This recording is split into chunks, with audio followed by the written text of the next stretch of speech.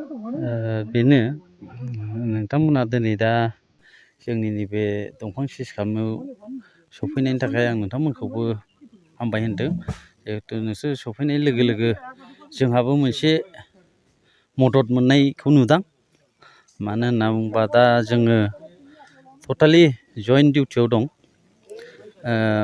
मथा मथि जों काजलगाव डिभिजननिफ्राय मथा मथि रुनिखाता रेन्ज आरो बेंटल बिदिनो जोंनि देवस्रि दं। ओमफ्राय जों एसएसपिबो दङ दा जइन्ट डिउटि खालामदों जों। मथा मथि मैया जोङो मोनायावहाय एसे इमप्रुभ मोननाय बायदि जादों। एसे माने दंफां फैगासिनो दं ट्रेक्टरजों होननाय मोनसे खोनादोंमोन जों। बेयाव होसोबोनायाव जोङो ट्रेक्टर खर'खौ मोनसे मोनलांबाय। मथा मथि गारना खारबायमोन। ओमफ्राय दा बडिखौ मोनाखिसै आरो। ओमफ्राय दिनै दा जों बेखौनो मैयानि माबाखौ नायनानै संदानै दानै फैबाय। फैनानै दा नैबे जायगायाव दा गारनायखौ मोनफैदों आरो थिगनो। बेयाव मोनब्रैसोआ 4 लाखसोआ जानांगौ बायदिखौ नुदों। ओरैनो मा मा दं? बेयाव लालि दं आरो बान्दरखान्दा होननाय दं। औ दा बेखौनो जोंनि दा स्टाफफोरनिबो एसे माखासे प्रब्लेम लामा सामा प्रब्लेम आरो जोंहा गारि घरानिबो मोनसे खोथा थाबाय डिपार्टमेन्टनिफ्राय। आरो हागौमानि जों जेसेबां हागौ सेस्था खालामगासिनो दं। बुंनो थाङोबा जोंनो पाब्लिकफोरनिबो सापर्ट नांगौ। जों गोजा गासिबो हाद्रायजोबा। बेखौ पाब्लिकफ्रा सापर्ट होयोबा जथेस्थ' जों हागोन। जा हायो जों बेखौ मावगासिनो दं। मथा मथि आगयनिफ्राय दा नोंथांमोनहाबो एसे मिथियो आगयनिफ्राय अनेक खमायबाय इलिगेला।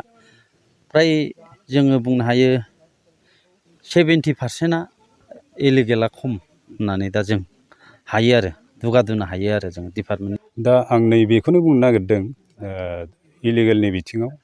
थारमाने जोङो बुजिनांसिगौ। बुजिनाया जोंनि दरखार। माने ओरैबायदि जोंनियाव माबानि थाखाय बिफां लाइफां जोबस्रांनायनि थाखाय माखासे जेंना सोमजिनो हमदों। जेनेबा माइफोरानो जाला जोंनियाव आबादा। दा बिफां लाइफां गैयाबाथ' माइ जाया। दा बिफां थानायनि उनावसो आबादा जायो। आरो बारहावा ओरैबायदि गुबुंले जाबोगासिनो दङ। दा बेनिखायनो रायजो राजाफ्रा बुजिनाया मोजां। जोंखौ हेल्प खालामनाया मोजां। थारमाने दंफां होबथानायाव आं बेखौनो खावलायो आरो रायजो राजानिसिम।